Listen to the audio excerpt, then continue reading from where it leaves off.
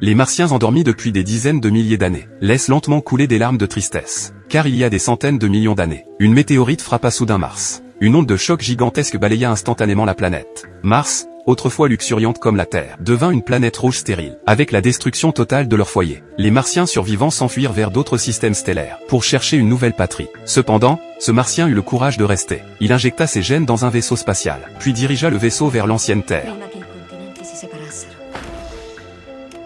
Au fil du temps, les gènes martiens prirent progressivement racine sur Terre. Les êtres vivants évoluèrent sans cesse, pour finalement donner naissance à la Terre actuelle. Qui aurait cru que les ancêtres de l'humanité venaient de Mars? À l'instant, Luke, en analysant les signaux du visage martien, découvre que le contenu du signal correspond exactement à notre ADN humain, à l'exception d'une paire de séquences chromosomiques manquantes. Tom réalise alors soudain que ce signal pourrait bien être un test des Martiens. Il suppose que s'ils complètent correctement les chromosomes manquants, puis renvoient le signal complet, ils pourraient très probablement percer le secret du visage martien. Ils utilisent d'abord un rover télécommandé pour tester. Avec l'émission du signal, le visage géant s'ouvre lentement, révélant une fissure, semblant être une invitation des Martiens. Ainsi, il laisse le mécanicien continuer à réparer le vaisseau, tandis que les trois autres pénètrent à l'intérieur du visage. Mais l'intérieur est complètement vide. Tout autour n'est qu'un blanc immaculé. Et plus miraculeusement encore, la composition de l'air ici est identique à celle de la Terre. Les trois hommes retirent leur casque, respirant enfin pour la première fois l'air d'une autre planète. À cet instant, un mur s'ouvre lentement derrière eux, révélant une image holographique de tout le système solaire. Puis apparaît un Martien de 20 pieds de haut.